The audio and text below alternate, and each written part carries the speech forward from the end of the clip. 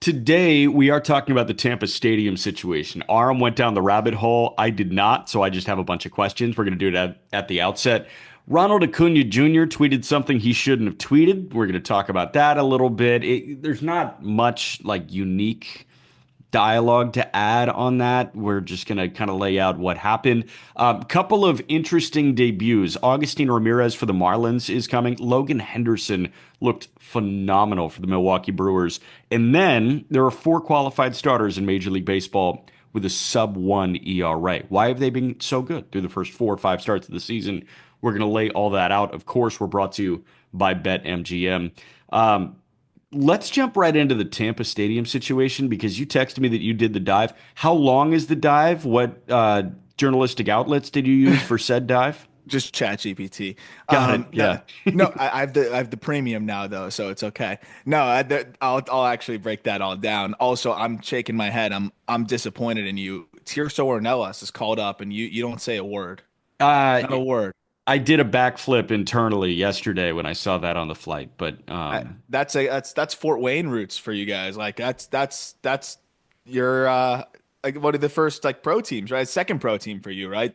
That you called games for with Tirso yeah, there. the first one was let me pull up the 2019 Auburn Double Days. I'll tell you who's passed through the 2019 Auburn Double Days. I know Jackson Rutledge and Amos Willingham have made the Amos Willingham. big leagues from the 2019 Auburn Double Days. Who else? Jake Alou made it. Oh, great guy.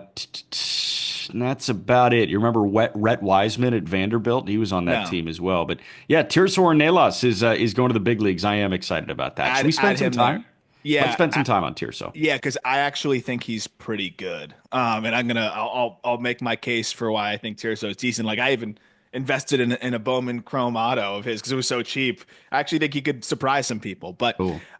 the Rays Stadium situation. So I went to George M. Steinbrenner Field to catch Red Sox and Rays. That was weird for a lot of reasons, but also great. Caught up with Walker. He signed a canvas that we're going to be auctioning off All-Star Week. It's so sick. And also he signed it with the zero Yeah, and the zero with the signature. Like I imagine there's not a lot of those out there since he's only been zero for so long. It looks clean. It's it pure. does. So we're going to be doing that with a few different players. Just a heads up, All-Star Week, and we're going to have some really cool canvases signed by players.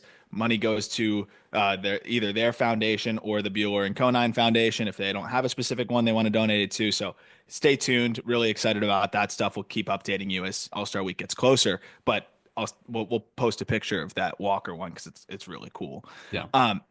The stadium though, it was a cool feeling for a second, but it was also really bizarre where it was just like I felt like I kind of teleported back to a spring training game.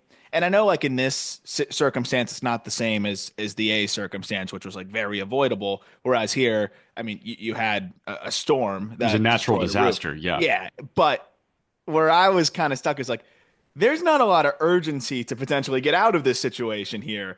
Where like there was a point in time where they were kind of going back and forth on uh, repairs for the roof and like are they going to do it as quickly as maybe you want and I know that the insurance policy didn't cover as much and that was a really crazy wrinkle in this whole thing.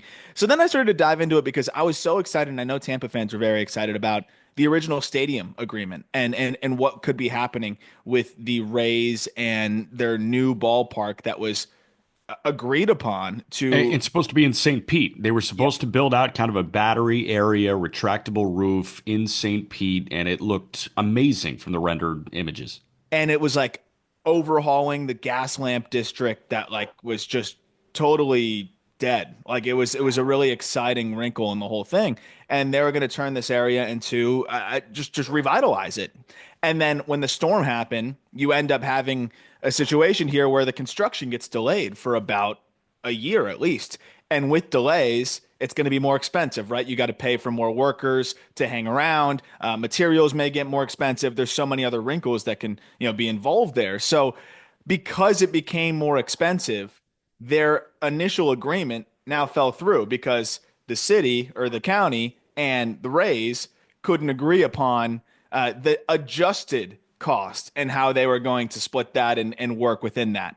And I was just thinking about it more and more. I'm like, you already overcame all the odds and reached this deal. And it was such a great situation because there was a point where we thought no way that this deal was going to ultimately be reached. And they still are able to pull it off. And then you throw in a little bit of a wrench, and all of a sudden they're just willing to walk away from the table. And I was thinking about it more and more, like, how do you just build this whole deal, pull it off, get everybody so excited, have renderings, everything, and then such a small thing is able to just make the whole deal fall apart? I'm thinking about the two sides that are negotiating. So the Rays roof situation, crazy. The county actually lowered their coverage. It was like 100 something million potentially in insurance coverage that they would have, cut down to 25 million Yeah. because they wanted to cut the cost of their premiums in March. Think about that. To cut the cost of your premiums and save money there, you were willing to do that, cut your coverage going into hurricane season in Tampa, Florida, or St. Petersburg, Florida. Like end of March, they said, you know what? These premiums are too high. Let's save some money. Yeah. That ended up backfiring pretty bad. And then the other party that's going to be negotiating in this is a team, an organization whose biggest free agent contract ever is a 5 million or 5 year, $35 million deal to Wilson Ramos. So you have government No, didn't they entities. do Eflin for 3 for 40? That's that's a little bit less. Yeah, 45. you said 5 for 35. Was it 35? 5 for 45? 5 for Oh, maybe 45? 5 for 45. Okay, I believe that. But 5 for still, like, I mean, 45. we're debating between Wilson Ramos and Zach Eflin here. Yeah, yeah. I think it was 5 for 45. Okay. But the crazy thing to me is just you start to unpack it a little bit more, and it's like you just have two really cheap entities that just Yes. can't strike a deal. So you have negotiating between team that has never given out a free agent contract more than $40 million or whatever it is, more than $45 million, and then you have government officials who legitimately were willing to cut their premiums and cut their coverage going into hurricane season for a roof Yeah. of a stadium that could easily get ripped off during a hurricane, as we saw. Yeah. So So this was just like never going to happen, I feel like, even though it did get so close. The slightest little just like leaf falling the wrong way, I feel like was just going to always derail this because you just got two really cheap parties here. yeah, well, and correct me if I'm wrong. The working plan now is just go back to the Trop and Yeah. go back to square one because they approved that $22.5 million deal to repair the roof of the Trop, and it's Teflon coated fiberglass, which is the same exact material that was on the Tropicana Field roof before Hurricane Milton came through. And and they have to fix the playing surface and things like Yeah, that because there was other damage to it. it's So going to be like a $50 million job, right? what's crazy to me is so they end up going back to renovating the stadium that was so shitty that they needed to move out of it anyways. And now they have less money to work with to renovate this stadium. So they're going to be penny pinching and trying to be the most cost effective. And the priority still is get the Teflon roof back up again, that clearly is still vulnerable. That's the crazy part to me is like this renovation, quote unquote, I don't even think it's going to be much of a renovation. It's going to be like a restoration of a shitty stadium already. Because again, their insurance coverage is a fraction of what it was because the county cut their coverage. So if they had 100 plus million in insurance coverage and the team kicked in more, I'm like, okay, well, some out of something bad can come something good. They can maybe turn the Trop into this nice ballpark. But Yeah. now, I mean, they were even going back and forth a little bit of like whether they're going to cover the it had to get approved, but it like did not initially. Whether they were going to be able to cover the like restoration and fixing it all. So like I think this is as worst case of a scenario as possible, and I wonder if MLB is going to apply some pressure because you're back to square one. Yeah. And it's square one where like I don't think they're even going to renovate it. I think it's going to be the cheapest way possible to make this already shitty stadium able to just be played in, which is ridiculous. So you had a best case scenario fall through. They can't agree on slightly different numbers because it was delayed for a year. And now we're in a situation where they don't even have the money that they could have had if they didn't cut their premiums to make that stadium at least nicer. And that like the Rays aren't going to do their part of that. Like Right. Stu's not going to be, I think coughing up a ton of money to make the Trop nicer. So it's just disappointing because I don't know. It was one of those situations where I'm like, you could do so many different things other than this. Yeah. And I understand the stadium, the storm made a big, big I guess it threw a wrench and everything, whether you had good faith or not. But I don't know. It just seemed like an excuse also to just get out of spending more money, and it's unfortunate because this is kind of the worst case scenario for fans, for kind of everything going on there. There's a reason why the hockey team, like the Lightning, draw so well. It's right downtown. Yeah. It's just not a great stadium situation, and it's not going to get any better. No, it feels like the optimism was sucked out of this situation and it's really unfortunate. Now, this is all really interesting information. Have you ever been to the Trop? I've never been. Like, what is that ballpark experience like? I know getting there is tough. Is parking tough? Like, what are the main hurdles of the Trop? I understand it's just not an overwhelmingly clean ballpark and it's away from Tampa proper. Have you been before or no? I have. It's just weird to get to, and you're right. So it was the biggest deal, by the way, is a 3-year, $40 million deal to Zach Eflin. But before that, it was Wilson Alvarez. Sorry, not Wilson Ramos. Wilson Who Alvarez. is Wilson Alvarez? Yeah, he signed a 5-year, $35 million deal before the Rays franchise even played a game. No way. That's why I totally botched that. That's crazy. It's difficult to get to in the surrounding area. It's just like older retirement, like I just people that I don't think are going to the game. So it's like it's kind of like in this tough spot that people don't want to get to, and then the surrounding area is just not really people that I think are going to be attending the games consistently. And then the stadium kind of sucks. So it's just a brutal combination of factors there. Yeah. Whereas downtown Tampa is young and the community kind of really rallies around it. The businesses are oriented around it. The trolleys take you right to the arena. It's I know that the other stadium would have been a different situation, but it would have been a whole battery like Atlanta. So that would give you this like ability to just go there and hang out and spend the day there. But yeah, I botched that. Sorry. Wilson Alvarez. I didn't even know who that was. Wilson Alvarez, I have no idea who that is. And you say free agent. I mean, they have, and even in terms of extending their, active players, they've offered four extensions worth $50 million dollars or more, which is nothing. It was the Wander Franco deal, obviously horrible, 11 for 182. Evan Longoria got a 6-year, $100 million deal. And then aside from that, Kevin Kiermaier at 6 years and $53.5 million, and Blake Snell at 5 years, $50 million. Like this team has never really spent, and now they're being thrust into a situation where they can either restore at a lower price point or push forward at a steep, steep price point. And it's just unfortunate, man. It's a really crappy situation.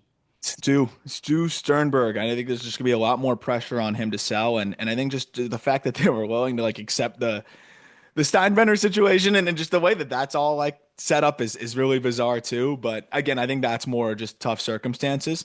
But yeah, I just the more I read up on the way everything went and how willing Stu had been to just kind of walk away from the table, I feel like there's just going to be a lot more pressure on him to potentially sell in the next year, 2 years, and I'm interested to see how they decide to go about that. Yep.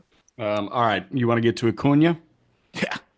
Okay, so Ronald Acuna Jr. is in a little bit of hot water again, and it's because of a situation involving another teammate. Jared Kelenic thought he hit a home run a couple days ago, right? Kelenic does what we see a lot of big leaguers do, where they admire their work, they jog out of the box, and then, oh, all of a sudden the ball doesn't leave the ballpark, and you end up standing at first base or second base. So Brian Snitker did not end up removing Kelenic from the game, or did he remove Kelenic from the game? No, he didn't. He He did didn't. not. He did not remove Kelenic from the game. Mark Bowman of MLB.com, who does a great job covering the Braves, quote tweeted a tweet from a guy named Barry Tenahan.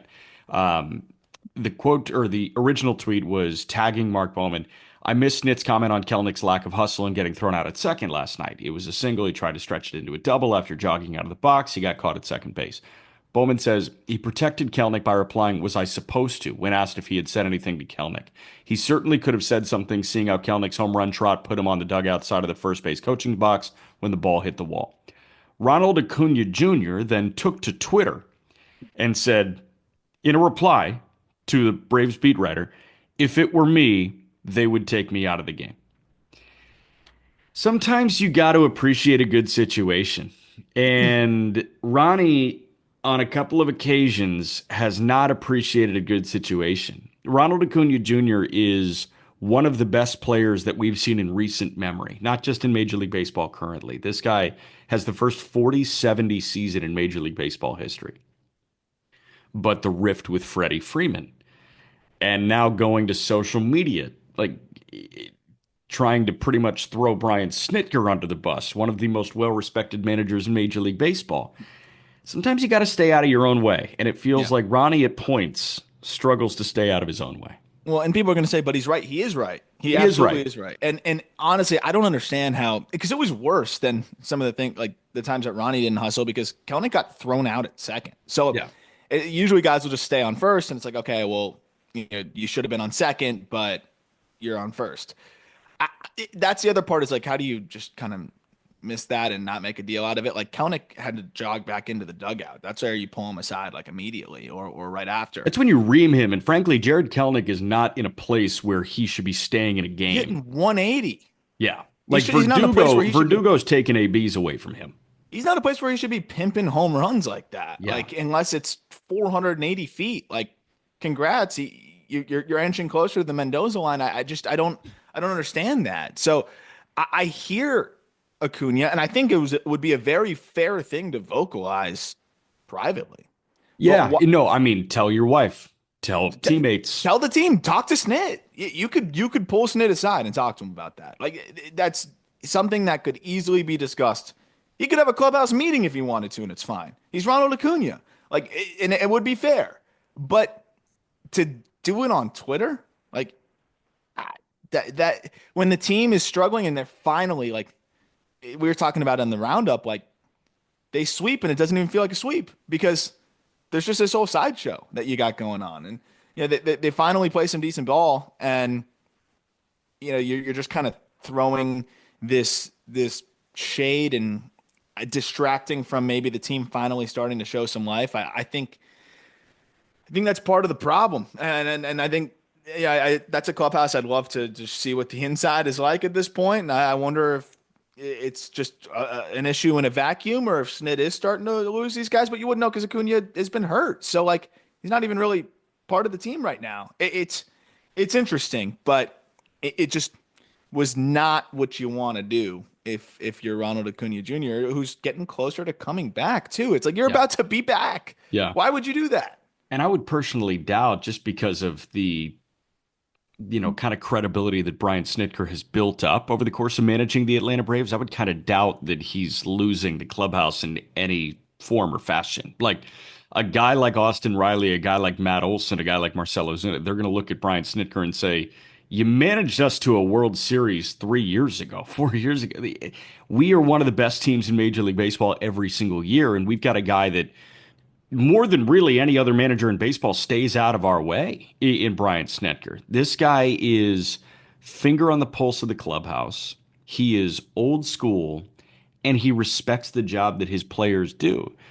So for Ronald Acuna Jr., and you're right, like you can vocalize this however you want. Just don't do it on social media. And social media is like, it's all negative. Come on. Like there's no positive that you can build unless you're actually like saving puppies from trees and taking videos of it. But the people that take videos of that, then they'd say, why are you videoing it and why didn't you save cats? Like it just is. It's just the way it's going to be. I don't. And then deleting it. Like if you're going to post it, just sit on it. Like at that point, you got to sit on it. Take it. Make it less of a big deal and say, I'm just saying what I was saying. I'm going to talk to him about it too. But deleting it is like, now it's a whole thing. He's going to get asked about it now. It's just unnecessary. And I mean, what did he think was going to come of it? That's the other side of it. I'm just interested in like, what did he think was going to happen when he tweeted that? Everyone would say, oh yeah, Acuna is right. And then everybody moves on. Like it's never operated that way, especially when you're Ronald Acuna Jr. or any superstar in baseball. Ever. So yeah, we'll see if anything comes of it. I would assume nothing comes of it, and it's a non-story in 2 days. Yeah, correct. So, all right, couple of debuts that I want to get to real quick. One that hasn't happened yet, and we're recording on Monday morning. You will hear this on Tuesday morning. Agustin Ramirez will have made his major league debut by this point. The Marlins catching prospect is the number 56 prospect in baseball, according to Adam Layton via justbaseball.com. Yeah. Agustin Ramirez was part of that Jazz Chisholm deal at last year's deadline from the New York Yankees.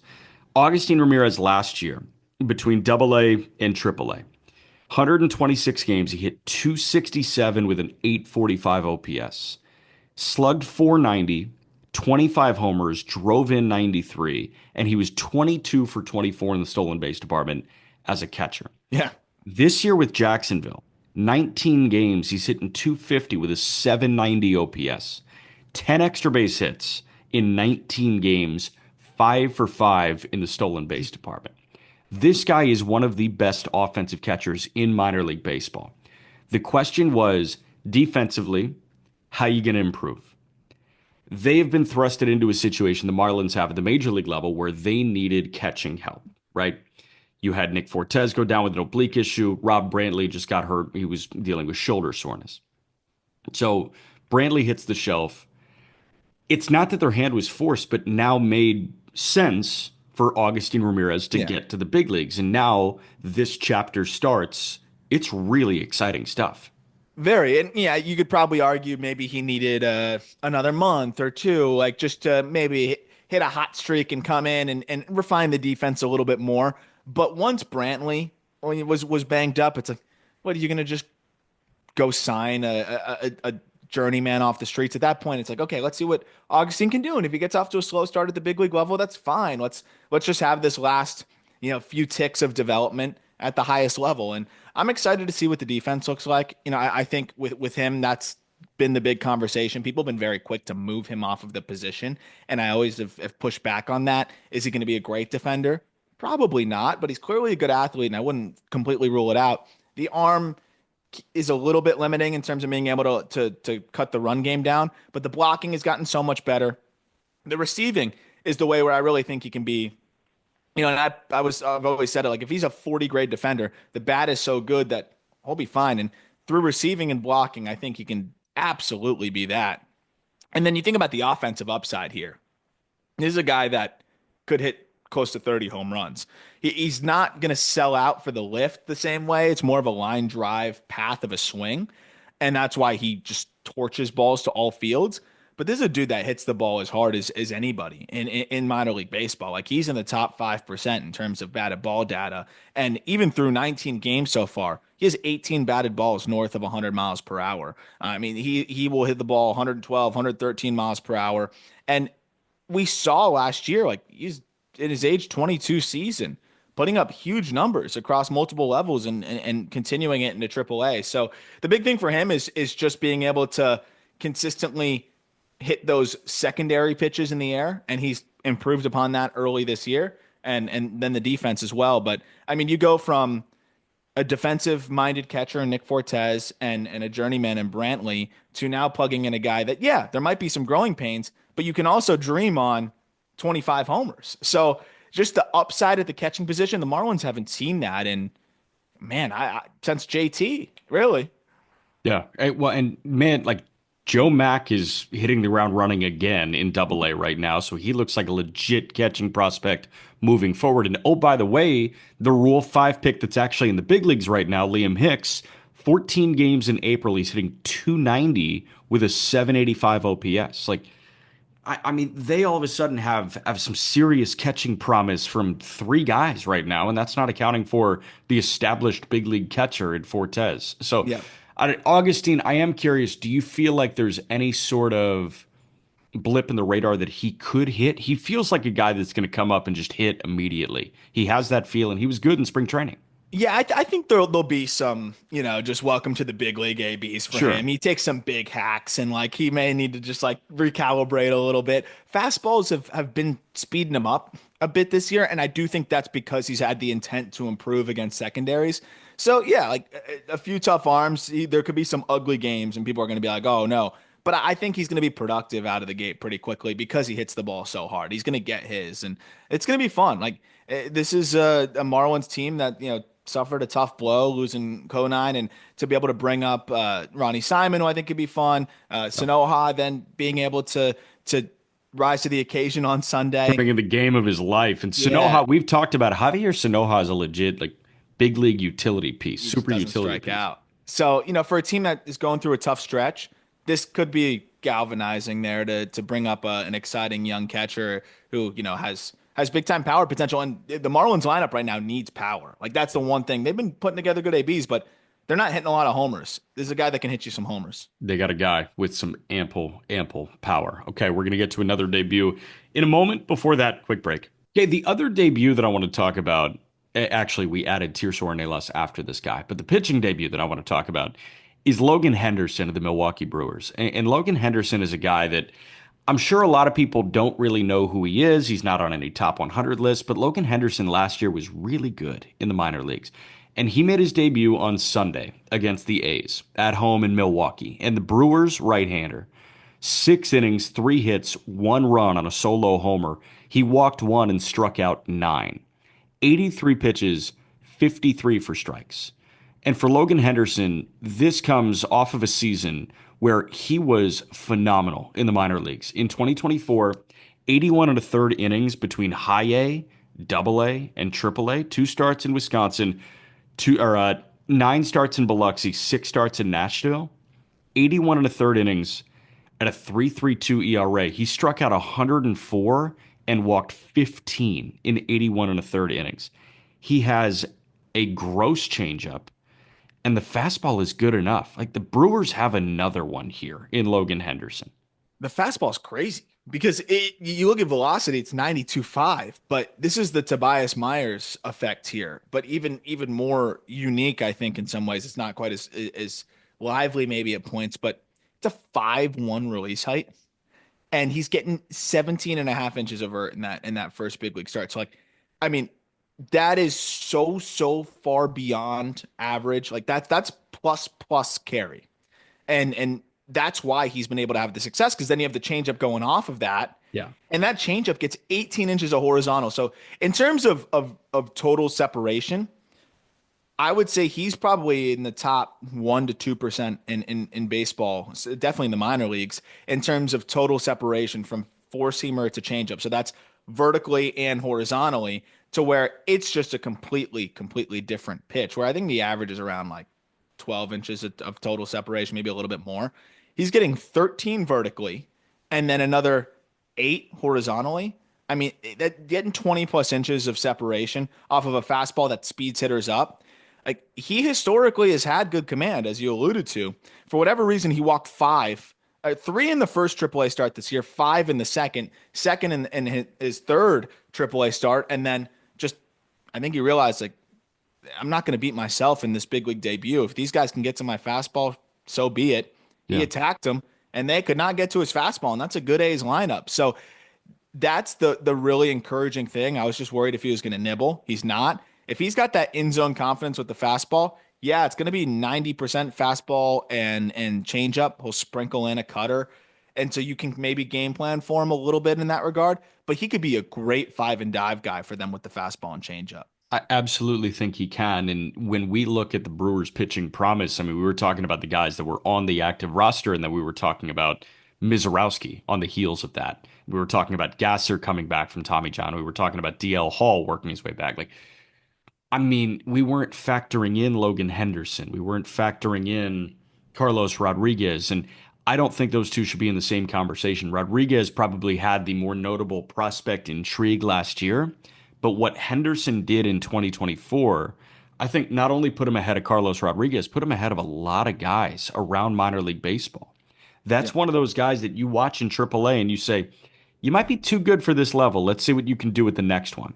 And the first test he passed with flying colors with 9 punch outs. And I'm just looking at the whiff rate in that one. Like he was getting whiffs on the fastball. Of course, he got clipped with a solo homer. That's going to happen with a Verdi four seam fastball. And the changeup, I mean, he was getting whiffs left and right. He had 5 strikeouts on the four seamer and 4 strikeouts on the changeup in that one. I mean, that's going to play. And Yeah. and that's yeah, maybe third time through the lineup, you'll be careful. The Brewers don't care about that because they've needed guys to get them through 5 innings, and the bullpen's going to be great. I, I think this is huge for them, and I mean if he can keep following this up now with the addition of Priester, Henderson emerging, they could be in a really nice spot here all of a sudden, where the pitching, which looked like it could be kind of, do we panic? What do we do? Can all of a sudden maybe settle in a little bit more and do its job. So I'm excited to see if he can keep building on it. Yep. Tirso Ornelas is up with the San Diego Padres. That's the other debut we want to talk about right now. And Tirso has been in AAA for a while. He got there for 3 games in 2022. You're not really going to factor that in because in 22 he spent the majority of the year with AA San Antonio. 2023, he spent a lot of time in AA, and then he spent about half the year in AAA. Last year, he spent the entire year in AAA, and Tirso Ornelas was awesome with Hmm. El Paso. 128 games, hit 297 with 23 homers and 864 OPS. This year, it looked like he was going to make the club out of spring training, and then they go and put together that platoon of Jason Hayward and Connor Joe. But with Hayward hitting the IL, Tirso Ornelas has the opportunity to get up and make his major league debut. He debuted, he got one plate appearance on Sunday, but we're going to see this guy a little bit while Hayward is out. And Tirso Ornelas so far this year in AAA, 17 games, hitting 281 with a 777 OPS. This guy hits the ball really hard. He's been a Hmm. big man forever. He's been a big man since he was 20, 21 years old in high A in 2021, but he's starting to swing it like a big man too. Yeah, I'm excited about this, and I was surprised that the Padres, didn't just roll with him to start the year, and maybe I was like, okay, maybe there's something I'm missing, or maybe there was something specific that they wanted him to continue to hone in on. He is aggressive at the plate, and Sure. that's something that you definitely want to cut down on the chase when you're trying to make that adjustment to the big league level, and through the first 18 games this year, or 17 games, his chase rate was down about 5-6%. So that might have been what the Padres told him. Like, hey, we just need you to get there. We need to go to AAA, work on being more patient, and then come back. But people talk about like the PCL numbers, and of course you're going to see an offensive boost. But that's where you look at the underlying batted ball data. As you said, Jack, like Tirso hits the ball hard. It's plus exit velocities. It's I mean, flashing some big time bombs to all fields. And the contact ability is incredibly underrated. 88% in zone contact last year at AAA. So this is a guy that has a good blend of hit and power, and will steal some bags for you too. Like, I don't think it's going to be a bad corner outfield.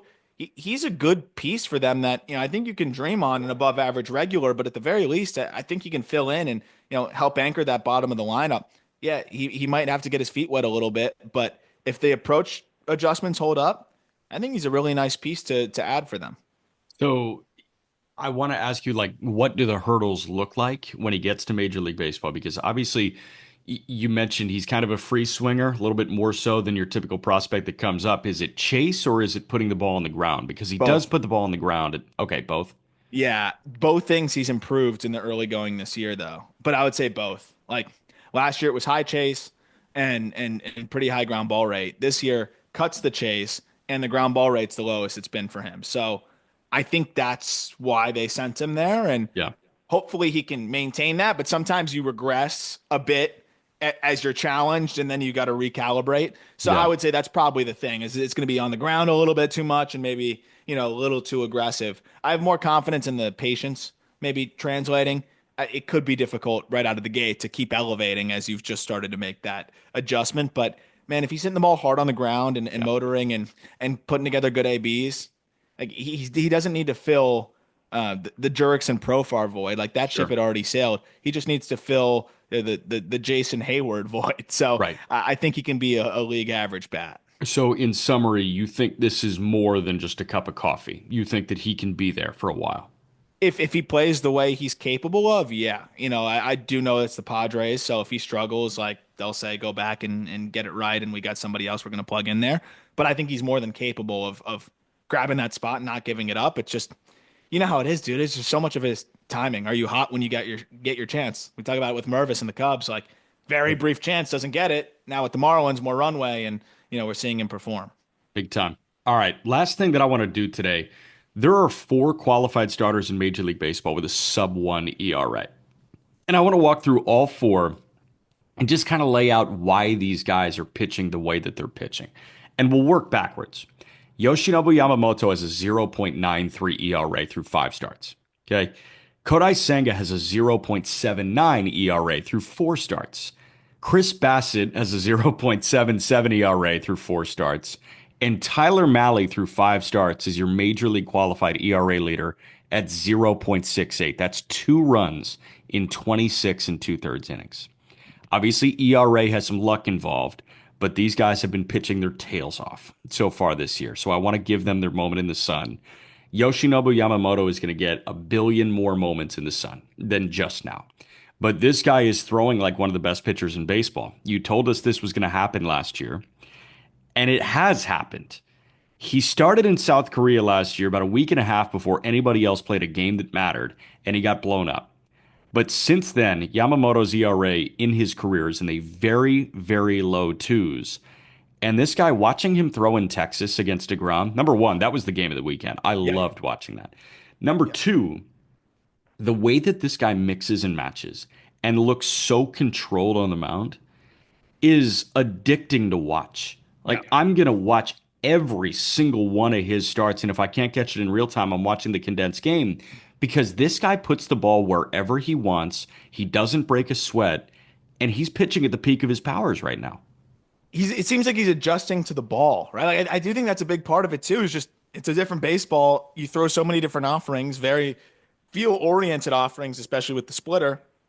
It just seems like he's comfortable, and that's the best way I could describe it. I think he got comfortable towards the middle end of last year, but then he had the injury, so it was hard to build on that comfortability. So seeing that has been impressive, and I think when you look at the numbers, it's early in terms of sample size, but it's enough where I think you can start to look at it.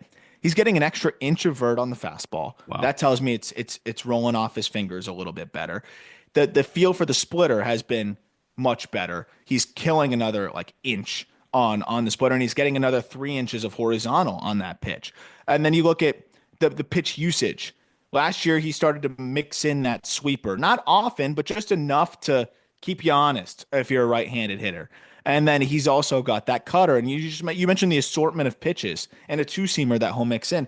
It's not, and no one's ever going to be Yu Darvish, but it is that kind of situation there where third time through, he might then throw that slider for the first time, and you're like, I wasn't even ready for that. I was trying to narrow in on fastball splitter. So he's in that mode now where his best pitches are performing like his best pitches, and he's got the comfort of like the sprinkle them in pitches to give different looks third time through the lineup. He's built to go deep into games, both physically and stuff-wise, and I think we're really seeing that shine through now. It's a slightly altered release. So I think he got back to like what kind of works most comfortably for him, and he just looks super confident. I'm not asking you best in the game right now, although I think Yamamoto is one of the best in the game right now. I'm asking you most fun to watch. Like, who is appointment television on the mound right now? For me, it's Hunter Green, who I know struggled over the weekend, but it's still Hunter Green because this guy is putting 100 where he wants, and that slider is still amazing. Skeens, obviously, because it's Skeens. Crochet, because he's unbelievable, and he just missed this. He's got a 1.13 ERA through 4 starts, 5 starts. But it's Yamamoto. I think Yamamoto is the most fun for me to watch right now because he just has this insane command of everything, to your point.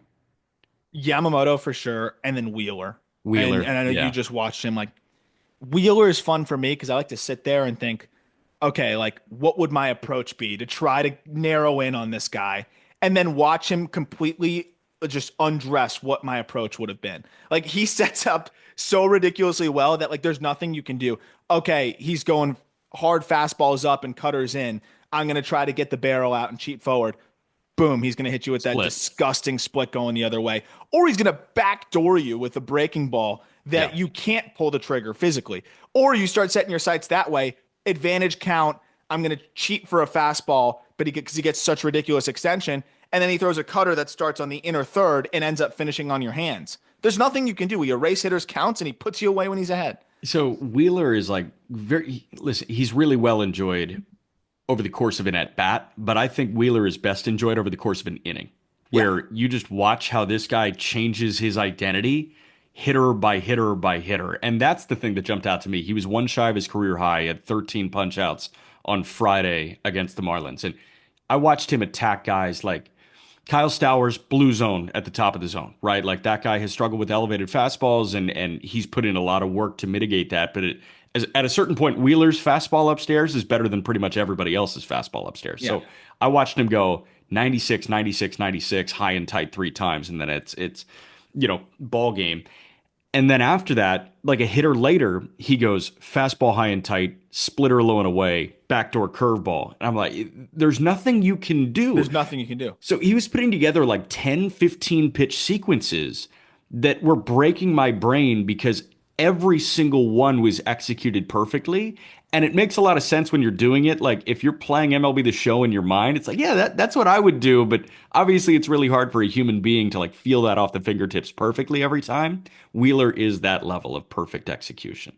Yeah, like those are the pitchers where I'm watching. I'm like, okay, like if I were a hitter, how would I try? Or if I'm making game plan for a team, what would Yeah. I try to eliminate here? And then you just watch that not work in real time. Like that's a really good freaking pitcher.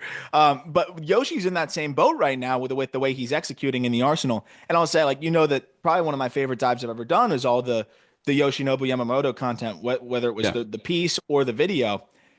He was good last year, but I love doing those dives because I could just sit and watch his full starts in Japan. They were so ridiculous. Yeah.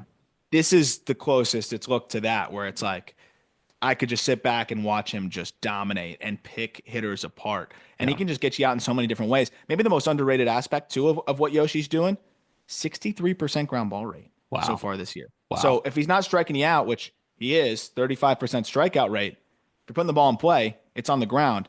That's a recipe for success. So in 32 innings, 35 punch outs, and a 63% ground ball rate, that is a recipe for a National League Cy Young Award. Yeah. Just Yeah. letting you know. Another guy that looks like how he looked when he came over from Japan, Kodai Senga. Senga, through 4 starts this year, healthy again, is at a 0.79 ERA. Senga, in 22 and 2/3 innings, has allowed 2 earned runs, 2 unearned runs as well. The thing that jumps out to me about Senga is the fastball's still getting hit.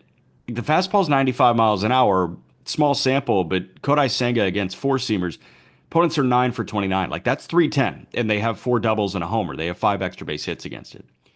But what jumps out to me about Senga is he uses the cutter enough. He doesn't have a single strikeout with the cut fastball yet, but opponents are 3 for 14.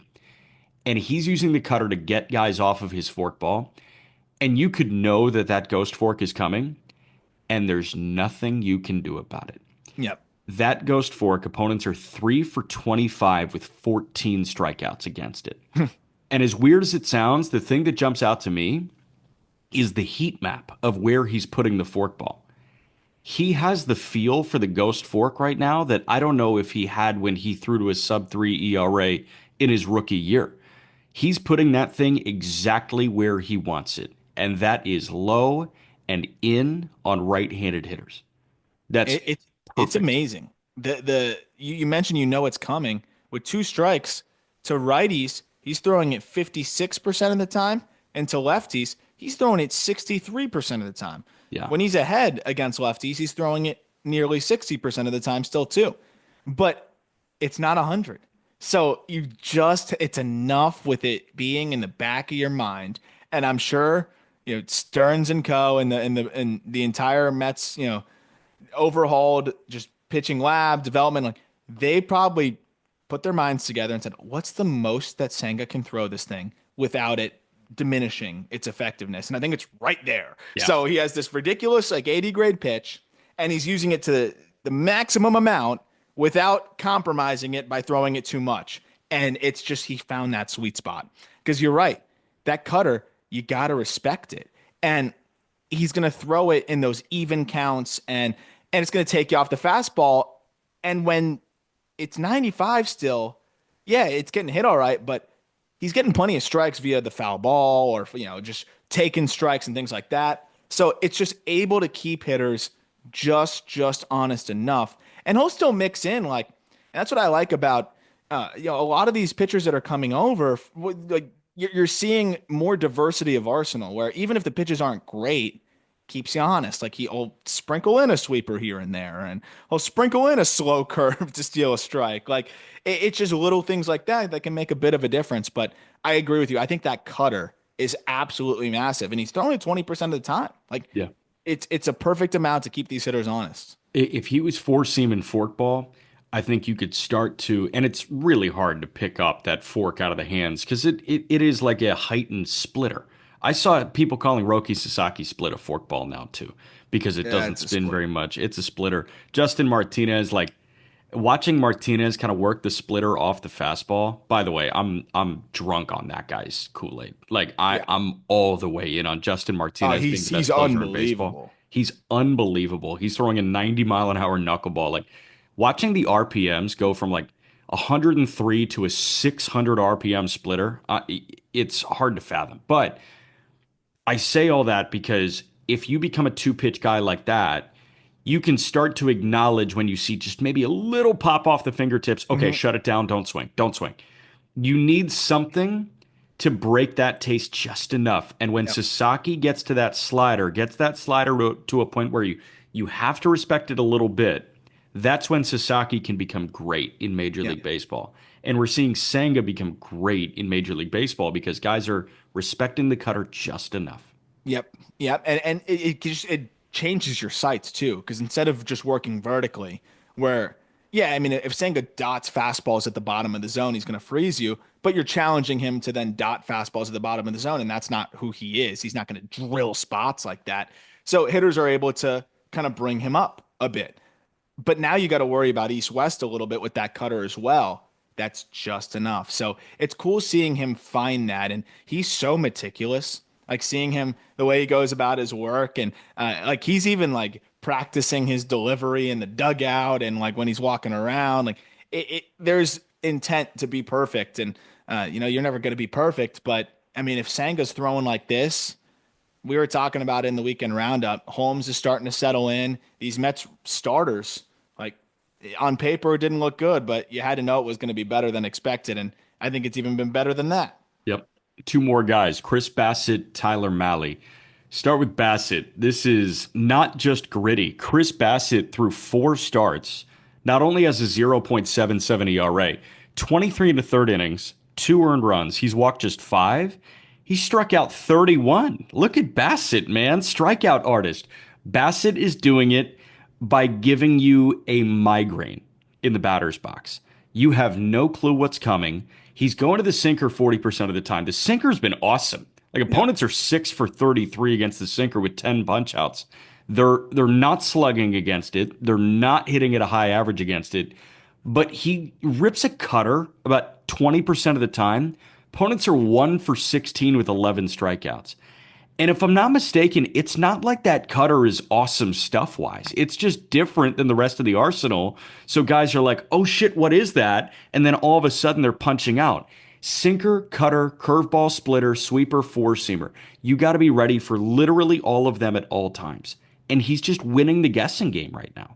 It's such a weird delivery too, but it always has been. I'm just surprised that it's working so well right Yeah. now. I'm trying to see what the like huge difference is, and if you look across the board, there's really not much.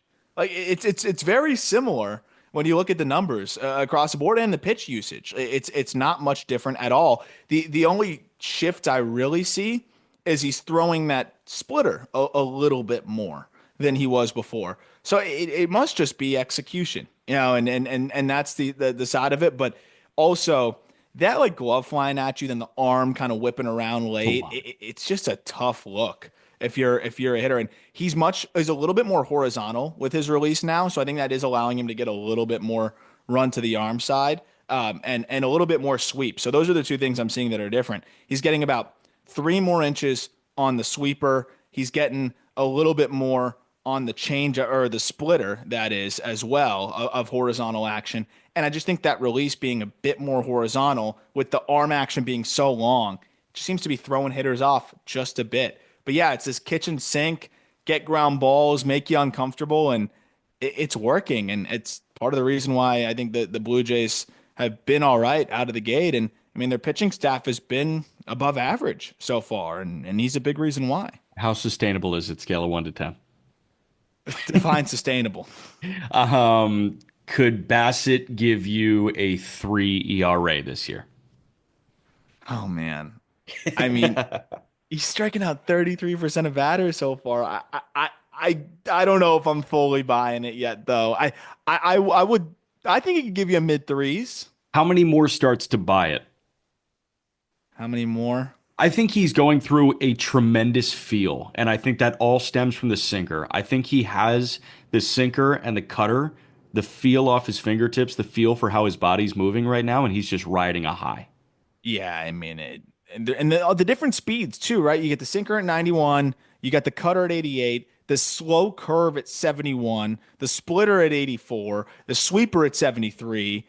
He'll still buzz in a four seamer here and there. Like I'll I'll say three or more of these starts, and I'll start to buy in. But I'm buying in that he's much improved this year and found something and is a mid threes guy. But I mean, if he punches out eight again, which he's at 7Ks, 9Ks, 5Ks, 10Ks.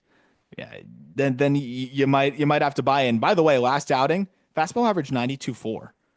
Hmm. So he was feeling good. Okay. Look at Bassett, man. Saved the best for last. Tyler Mahle of the Texas Rangers is balling right now. And the Rangers are really good this year. It's not because of Jock Peterson. It's not Huh. because of some of those big boppers. It's because they're getting outings like this from Tyler Mahle. I'm just going to walk you through the game logs before giving you the season numbers. Tyler Mahle, inning and two-thirds on March 29th, okay? He walked four. It wasn't great. Then he bounces back from that. And in four starts in April, 5 innings, 1 hit, no runs, 5 Ks. 7 innings, 2 hits, 1 run, 4 Ks. 6 innings, 3 hits, no runs, 9 Ks. 7 innings, 2 hits, no runs, 4 Ks. So in four starts in April, 25 innings, 8 hits. Opponents are hitting 098. They're 8 for 82 against him in the month of April. Struck out 22 and walked 8, and he's allowed 1 run. On the year, 26 and two-thirds, 2 earned runs. That's a 0.68 ERA. That's the best mark in Major League Baseball among qualified pitchers. Is Mahle healthy? What is this? Yeah, healthy, and he found the split, and maybe those two things coincide, right? Like the split is getting way less vert, which is great. Like you want that to fall out of the air, but 73% strike rate on the split. Like that's pretty ridiculous stuff. That's not a pitch you normally see guys able to locate that frequently. I think it's just allowing everything else to play up too. So you got healthy and you've got feel for the split, and I love the tunnel effect that he's got there because it's a verti fastball, and then the split right off of that he's commanding. Good luck. And similar to the Senga conversation we had, he's got that cutter at about 17 to 20% usage that can keep you honest. He's a tough AB right now. It's Yep. it's fun to watch. Tyler Mahle, opponents are 5 for 32 with an average launch angle of 5 degrees against his splitter. Opponents are slugging 188 against that pitch. And that Verdi four-seamer that you mentioned is only sitting 92, but opponents it's hard to fathom. Opponents are 3 for 41 with 18 strikeouts against his four-seam fastball. Oh my gosh. And you're looking at the location of it. I mean, I know for weirdly he's walking guys at a decent clip, but I think it's just because of his willingness to drill spots just outside of the zone. He's getting like a 30% chase rate on the He's fastball. peppering the top. It's crazy, and it's right above the top. Like it's so dense when you look at the pitch charts. Oh, like just above the top of the zone, and then the splitter just below the bottom of the zone and at the bottom part of it. He is getting you to chase just outside the perfect amount, and I think that's putting him in a pretty good spot. I hope he stays healthy and keeps it going. But I mean, beyond that too, no home runs through those five starts, only three extra base hits so far too. He's limiting damage. It's fun to watch because if he's doing this and DeGrom is DeGrom now and looks better, like Yeah. Leiter's coming back. We talked about this on the roundup. He's already making a rehab start off the blister, and Leiter looks like a dog and looks like he's figured it out. Looks like he's settling in. Yeah. This is the parlay of things that we were talking about that can make the Rangers the Yeah. World Series contenders. 10 is this guy's winning the Cy Young. 1 is they're allowing 9 runs in their next start. Rank Yamamoto, Senga, Mahle, Bassett, Huh. and give me a grade next to him. So 10 is Cy Young. 10 is Cy Young. 1 is they're getting blown out of the water next start. I go Yamamoto 9. Yeah, I was gonna go Yamamoto 9. I think I go Senga 7. I'm like, yeah, I'm a soft 7 on Senga. I go Mally 6 or 7. I think I'm still a Mally 5. Like Fair. uh, yeah, I'm gonna go Mally 5, Bassett 4. Okay, so I skew a little bit nicer. I go Yamamoto 9, Senga 7, Mally 6, Bassett 5. So you think Bassett's gonna turn in like a 3-3 this year? I think Bassett can turn into 3-3 if he has like the feel. And I think that he can ride this feel for another month, month and a half, and that buys him a couple of blips in the radar and he can be at a low threes. He's always been a guy that has his blow-ups and then like Yeah. bounces right back. Like he seems very unfazed by blow-ups, and he's not walking anybody, and he's keeping the ball in the yard. And So he's like striking guys out. Like he's striking way more dudes out than I was anticipating. yeah, that's the craziest part. I Yeah. was not expecting. Like, how is he getting whiffs like he is on the sink? I have no idea. Yeah, I'll take it back. I'll go both fives. They're both fives for me. Both fives. Okay. Mally But Bassett are fives. But Yamamoto, the you're in point on the being, 9. we're Yeah. yeah, but yeah, Yamamoto's here. He's Maybe arrived. 10. Health wise, it's just the only thing. Point being, all these guys we're kind of buying what they're selling out of the Yeah. gate. It seems like. Absolutely. All right. That's your show for you. No show tomorrow. Show on Yes, Thursday. tomorrow we got Cam Meisner. Cam Meisner tomorrow. That's right. Yes, sir. We Which I'm love that. excited about. Talk about a guy who I'm buying the performance out of the gate. Oh, yeah. That's going to be a fun one. I have a last word real quick. Okay. I was driving through my mom's neighborhood, so like residential area, and I always love seeing like the kids on the bikes and potential lemonade stands or whatever. Like it just brings you joy, right? And so these kids nowadays, they just like pop wheelies everywhere and like Yeah. ride e-bikes and like just it's been crazy. Outside the neighborhood, kids just like popping wheelies, getting close to cars. I'm like, wait, you're gonna get hurt. And I'm like, oh my gosh, I really am like fully an unk. But I'm going through, I'm late for a tea time. And so these kids are like waving me down. And I'm like, I'm sorry, I gotta keep going. So I keep going. I get my clubs because I keep them in my mom's garage. She's like Sure. 5 minutes from me. And I'm going back and I'm looking at them. I get a text. My buddy's also running late for the tea time. So I'm like, okay, I have some time. And I'm running back and I realize, oh, these kids are selling lemonade. And it'll little sign. And I'm like, all right, fine. So I pull over and I I have a $5 bill for them for the lemonade. They pull out a fucking Publix jug of lemonade and Yeah, just that's pour it cheating. in a cup. Cheating. And I looked at them. I said, "You guys, you got to do better than that."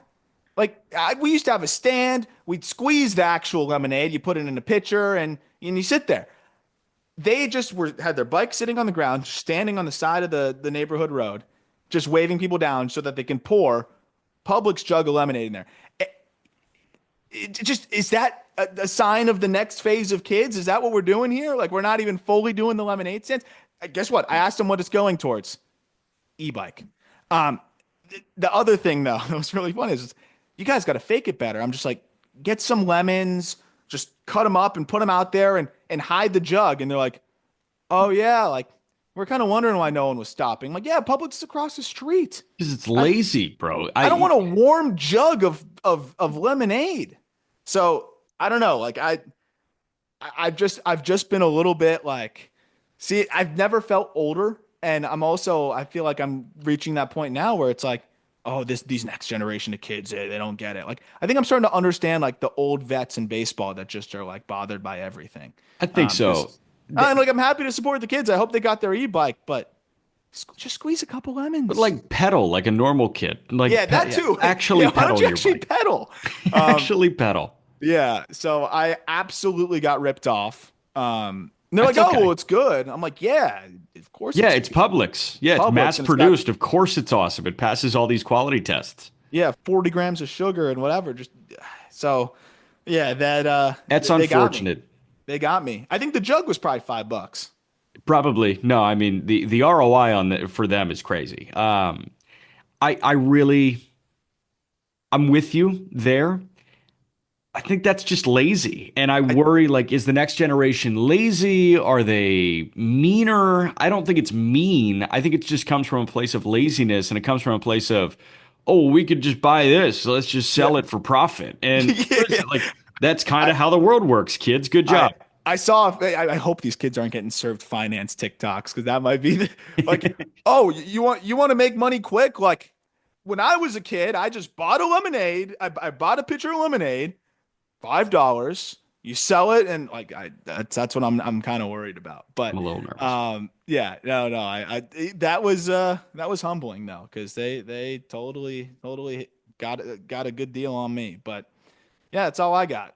I'm sorry to hear about your experience. Cam Meisner tomorrow. That will be the Wednesday show on the Just Baseball Show. Every link you need is in the episode description, and we will talk to you then.